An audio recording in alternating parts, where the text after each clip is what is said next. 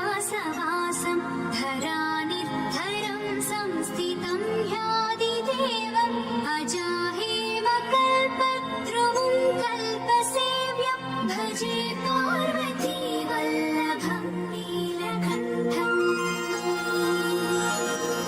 मुनीनां वरेण्यं गुणं रूपवर्णं विजानं परन्तं शिवं वेदशास्त्रम् अहो दीनवत्सं कृपालं शिवं हि भजे पार्वतीवल्लभं नीलकण्ठम्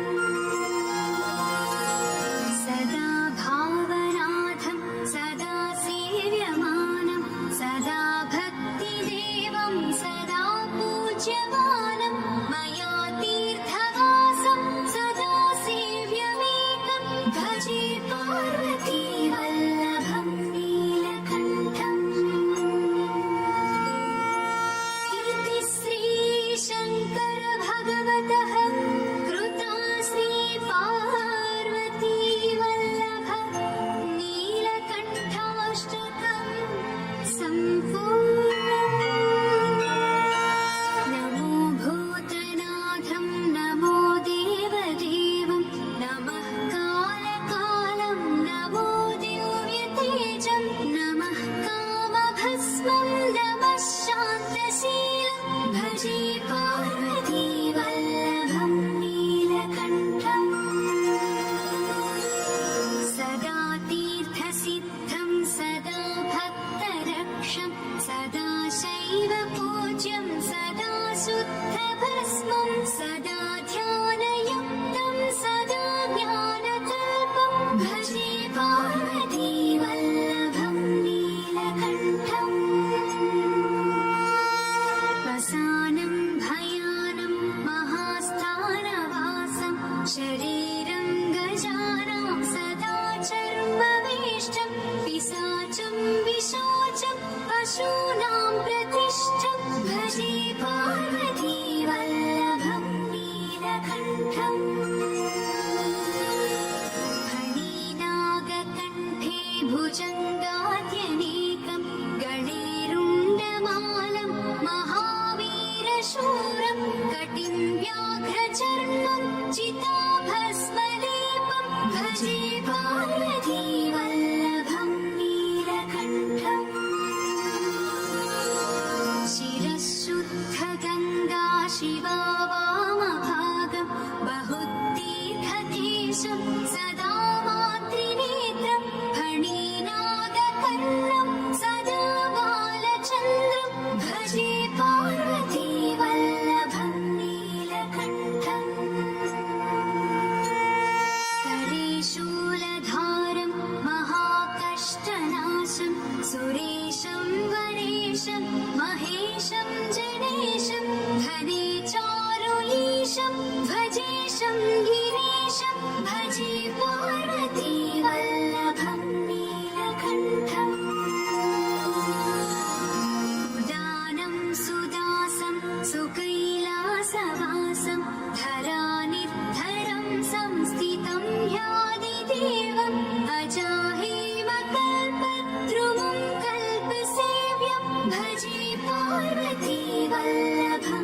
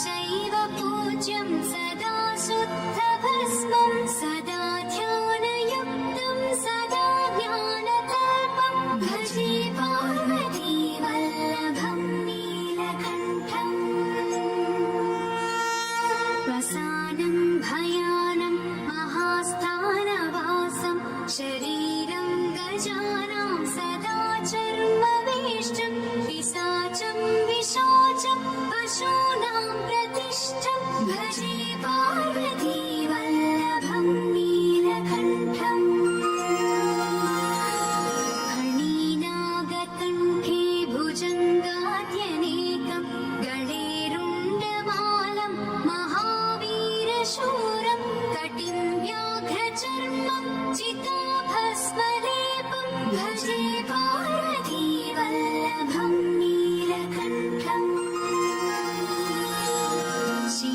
शिरःशुद्धगङ्गा शिवा वामभागं बहुतीर्थकेशं सदा मातृनेत्रं फणीनागकर्णं सदा बालचन्द्रं भजे पार्वती वल्लभं नीलकण्ठम्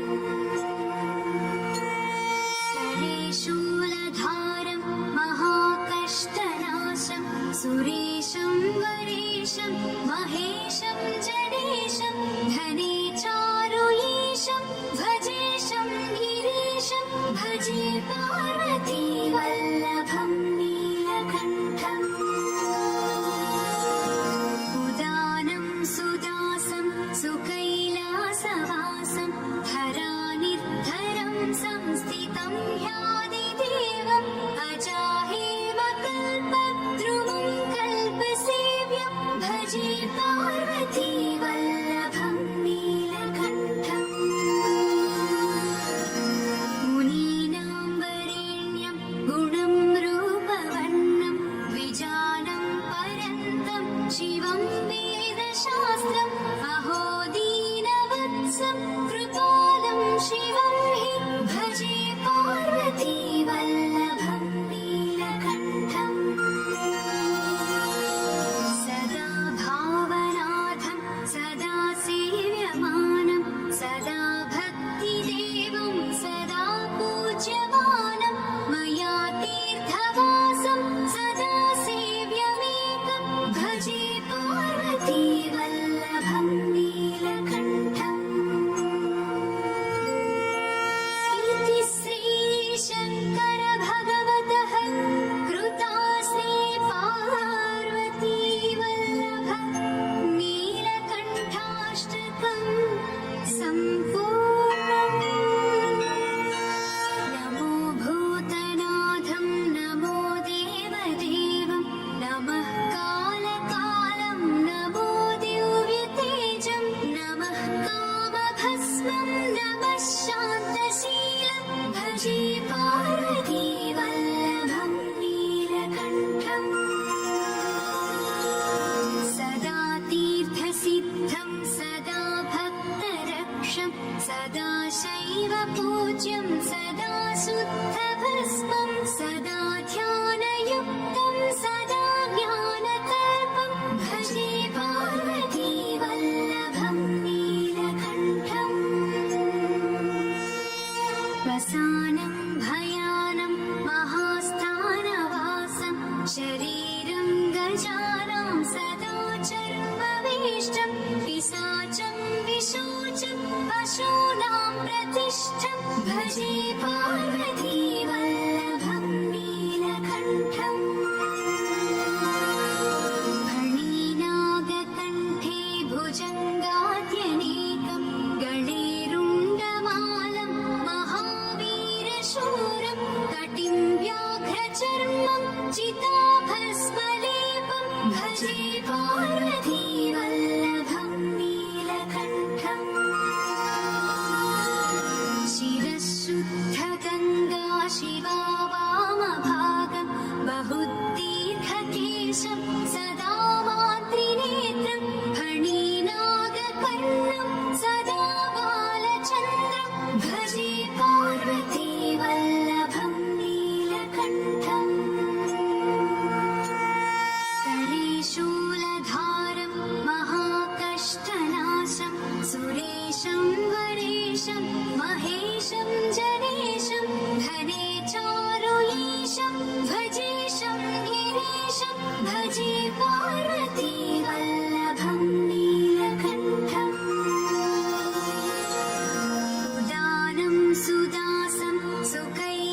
कैलासवासं धरानिर्धरं संस्थितं ह्यादिदेवम् अजाहेव कल्पद्रुमं कल्पसेव्यं भजे पार्वती वल्लभं नीलकण्ठम्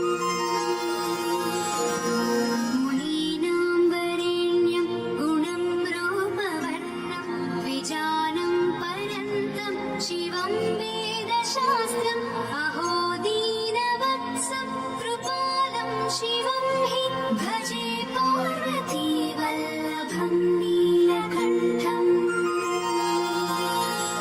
सदा भावनाथं सदा सेव्यमानं सदा भक्तिदेवं सदा पूज्यमानं मया तीर्थवासं सदा सेव्यमेकं भजे पार्वती वल्लभं नीलकण्ठम् इति श्रीशङ्कर भगवतः कृता श्रीपार्वती वल्लभ नीलकण्ठाष्टकं सम्पूर्णम् नमो भूतनाथं नमो देवदेवं नमः कालकालं नमो दिव्यतेजं नमः कामभस्मं नमः शान्तशीलं भजे पार्वती वल्लभं नीलकण्ठम्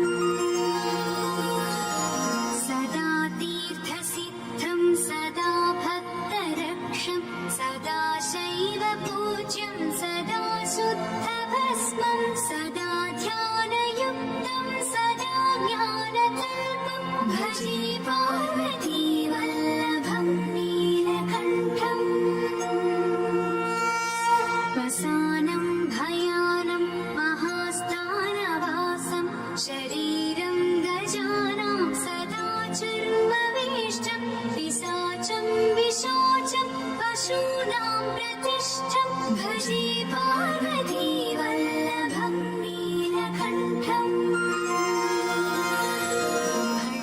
फणिनागकण्ठे भुजङ्गाद्यनेकं गणेरुण्डमालं महावीरशूरं कटिं व्याघ्रचर्मं चिताभस्मलेपं भजे पार्वती वल्लभं नीलकण्ठम् शिरःशुद्धगङ्गा शिवा वामभागं बहुदीर्घकेशं सदा मातृनेत्रं फणिनागकर्णं सदा बालचन्द्रं भजे पार्वती वल्लभं नीलकण्ठम् करे शूलधारं महाकष्टनाशं सुरेशं वरेशं महेशं जनेशं धने चारुयेशं भजेशं गिरीशं भजे पार्वती वल्लभं नीलकण्ठम् उदानं सुदासं सुकैलासवासं धरानिर्धरं संस्थितं ह्यादिदेवम् अजाहेव कल्पद्रुमं कल्पसेव्यं भजे पार्वती वल्लभं नीलकण्ठम् मुनीनां वरेण्यं गुणं रूपवर्णं द्विजानं परन्तं शिवं वेदशास्त्रम् अहो दीनवत्सं कृपालं शिवं हि भजे पार्वती वल्लभं नीलकण्ठम् सदा भावनाथं सदा सेव्यमानं सदा भक्तिदेवं सदा पूज्यमानं मया तीर्थवासं सदा सेव्यमेकं भजे पार्वती वल्लभं नीलकण्ठम् इति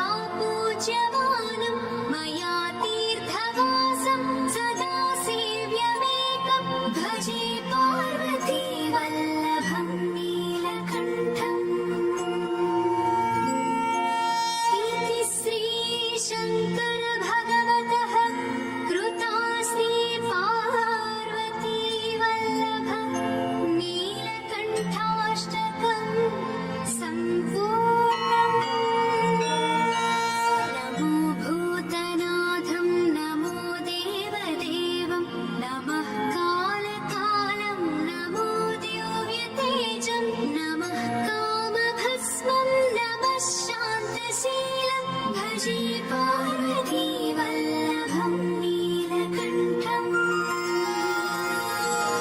सदा तीर्थसिद्धं सदा भक्तरक्षं सदा शैव पूज्यं सदा शुद्धभस्मं सदा ध्यानयुक्तं सदा ज्ञानकल्पं भजे पार्वती वल्लभं नीलकण्ठम् वसानं भयानं महास्थानवासं शरीरं गजानां सदा चर्मवेष्टं पिशाचं विशोचं पशूनां प्रतिष्ठं भजे पार्वती वल्लभं नीलकण्ठम् फणीनागकण्ठे भुजङ्गाद्यनेकं गणेरुण्डमालं महावीरशूरं कटिं व्याघ्रचर्मं चिताभस्मलेपं भजे पार्वती वल्लभं नीलकण्ठम् शिरःशुद्धगङ्गा शिवा वामभागं बहुतीर्थकेशं सदा मातृनेत्रं फणीनागकर्णं सदा बालचन्द्रं भजे पार्वती वल्लभं नीलकण्ठम् करे शूलधारं महाकष्टनाशं सुरेशं वरेशं महेशं जनेशं धने चारुईशं भजेशं गिरीशं भजे पार्वती वल्लभं नीलकण्ठम् उदानं सुदासं सुकैलासवासं धरानिर्धरं संस्थितं ह्यादिदेवम् अजाहेव कल्पद्रुमं कल्पसेव्यं भजे पार्वती वल्लभं नीलकण्ठम् मुनीनां वरेण्यं गुणं रूपवर्णं द्विजानं परन्तं शिवं वेदशास्त्रम् अहो दीनवत्सं कृपालं शिवं हि भजे पार्वती वल्लभं नीलकण्ठम् सदा भावनाथं सदा सेव्यमानं सदा भक्तिदेवं सदा पूज्यमानं मया तीर्थवासं सदा सेव्यमेकं भजे पार्वती वल्लभं नीलकण्ठम् इति श्रीशङ्कर भगवतः कृता श्रीपार्वती वल्लभ नीलकण्ठाष्टकं सम्पूर्णम् नमो भूतनाथं नमो देवदेवं नमः कालकालं नमो दिव्यतेजं नमः कामभस्मं नमः शान्तशीलं भजे पार्वती वल्लभं नीलकण्ठम् सदा तीर्थसिद्धं सदा भक्तरक्षं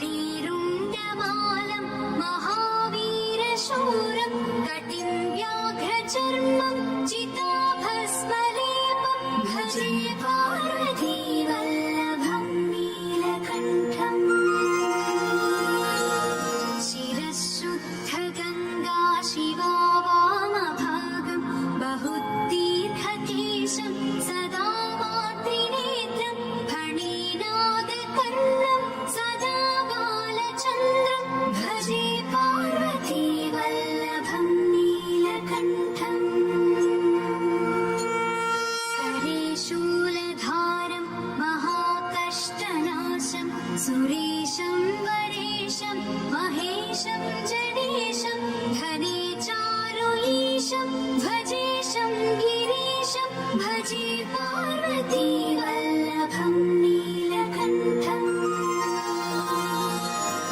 उदानं सुदासं सुकैलासवासं धरानिर्धरं संस्थितं ह्यादिदेवम् अजाहेव कल्पद्रुमं कल्पसेव्यं भजे पार्वती वल्लभं नीलकण्ठम् मुनीनां वरेण्यं गुणं रूपवर्णं द्विजानं पर्यन्तं शिवं वेदशास्त्रम् अहो दीनवत्सं कृपालं शिवं हि भजे पार्वती वल्लभं नीलकण्ठम्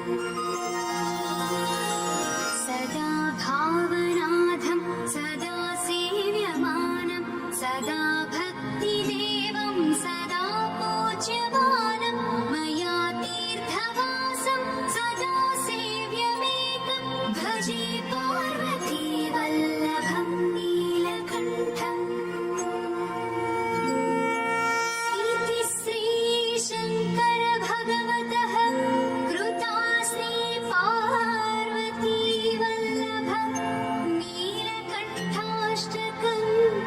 सम्पूर्णम् नमो भूतनाथं नमो देवदेवं नमः कालकालं नमो दिव्यतेजं नमः कामभस्मं नमः शान्तशीलं भजे पार्वती वल्लभं नीलकण्ठम् सदा तीर्थसिद्धं सदा भक्तरक्षं सदा शैव पूज्यं सदा शुद्धभस्मं सदा ध्यानयुक्तं सदा ज्ञानकल्पं भजे पार्वती वल्लभं नीलकण्ठम् वसानं भयानं महास्थानवासं शरीरं गजानां सदा चर्मवेष्टं पिशाचं विशोचं पशूनां प्रतिष्ठं भजे पार्वती वल्लभं नीलकण्ठम् फणिनागकण्ठे भुजङ्गाद्यनेकं गणेरुण्डमालं महावीरशूरं कटिं व्याघ्रचर्मं चिताभस्मलेपं भजे पार्वती वल्लभं नीलकण्ठम् शिरःशुद्धगङ्गा शिवा वामभागं बहुतीर्थकेशं सदा मातृनेत्रं फणिनागकर्णं सदा बालचन्द्रं भजे पार्वती वल्लभं नीलकण्ठम् करे शूलधारं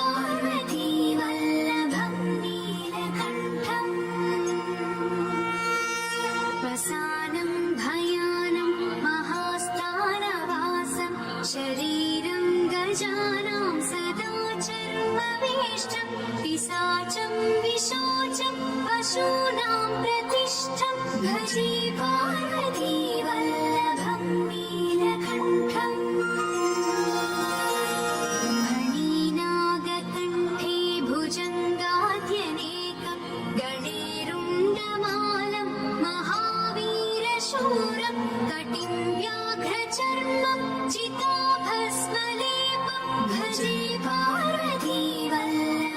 नीलकण्ठम् शिरःशुद्धगङ्गा शिवा वामभागं बहुतीर्थकेशं सदा मातृनेत्रं फणीनागकर्णं सदा बालचन्द्रं भजे पार्वतीवल्लभं नीलकण्ठम् करे शूलधारं महाकष्टनाशं सुरेशं वरेशं महेशं जनेशं धने चारुलीशं भजेशं गिरीशं भजे पार्वतीवल्लभं नीलकण्ठम् उदानं सुदासं सुकैलासवासं धरानिर्धरं संस्थितं ह्यादिदेवम् अजाहेव कल्पद्रुमं कल्पसेव्यं भजे पार्वतीवल्लभं नीलकण्ठम् मुनीनां वरेण्यं गुणं रूपवर्णं विजानं परन्तं शिवं वेदशास्त्रम् अहो दीनवत्सं कृपालं शिवं हि भजे पार्वतीवल्लभं नीलकण्ठम् सदा भावनाथं सदा सेव्यमानं सदा भक्तिदेवं सदा पूज्यमानं मया तीर्थवासं सदा सेव्यमेकं भजे पार्वतीवल्लभं नीलकण्ठम् इति श्रीशङ्कर भगवतः कृता श्रीपार्वतीवल्लभं नीलकण्ठाष्टकं सम्पूर्णम् नमो भूतनाथं नमो देवदेवं नमः कालकालं नमो दिव्यतेजं नमः कामभस्मं नमः शान्तशीलं भजे पार्वतीवल्लभं नीलकण्ठम् सदा तीर्थसिद्धं सदा भक्तरक्षं सदा शैवपूज्यं सदा शुद्धभस्मं सदा ध्यानयुक्तं सदा ज्ञानकल्पं भजे पार्वतीवल्लभं नीलकण्ठम् वसानं भयानं महास्थानवासं शरीरं गजानां सदा चर्मवेष्टं पिशाचं विशोचं पशूनां प्रतिष्ठं भजे पार्वतीवल्लभं नीलकण्ठम् फणीनागकण्ठे भुजङ्गाद्यनेकं गणेरुण्डमालं महावीरशूरं कटिं व्याघ्रचर्मं चिताभस्मलेपं भजे पार्वतीवल्लभं नीलकण्ठम् शिरःशुद्धगङ्गा शिवा वामभागं बहुतीर्थकेशं सदा मातृनेत्रं फणीनागकर्णं सदा बालचन्द्रं भजे पार्वतीवल्लभं नीलकण्ठम् करे शूलधारं महाकष्टनाशं सुरेशं वरेशं महेशं जनेशं धने चारुलीशं भजेशं गिरीशं भजे पार्वतीवल्लभं नीलकण्ठम् उदानं सुदासं सुकैलासवासं धरानिर्धरं संस्थितं ह्यादिदेवम् अजाहेव कल्पद्रुमं कल्पसेव्यं भजे पार्वतीवल्लभं नीलकण्ठम् मुनीनां वरेण्यं गुणं रूपवर्णं विजानं परन्तं शिवं वेदशास्त्रम् अहोदीरवत्सं कृपालं शिवं हि भजे पार्वती वल्लभं नीलकण्ठम् सदा भावनाथं सदा सेव्यमानं सदा भक्तिदेवं सदा पूज्यमानं मया तीर्थवासं सदा सेव्यमेकं भजे पार्वती वल्लभं नीलकण्ठम् इति श्रीशङ्कर भगवतः कृता श्रीपार्वती वल्लभ नीलकण्ठाष्टकम् सम्पूर्णम् नमो भूतनाथं नमो देवदेवं नमः कालकालं नमो दिव्यतेजं नमः कामभस्मं नमः शान्तशीलं भजे पार्वती वल्लभं नीलकण्ठम् सदा तीर्थसिद्धं सदा भक्तरक्षं सदा शैवपूज्यं सदा शुद्धभस्मं सदा ध्यानयुक्तं सदा ज्ञानकल्पं भजे पार्वती वल्लभं नीलकण्ठम् वसानं भयानं महास्थानवासं शरीरं गजानां सदा चर्मवेष्टं पिशाचं विशोचं पशूनां प्रतिष्ठं भजे पार्वती वल्लभं नीलकण्ठम् फणिनागकण्ठे भुजङ्गाद्यनेकं गणेरुण्डमालं महावीरशूरं कटिं व्याघ्रचर्मं चिताभस्मलेपं भजे पार्वती वल्लभं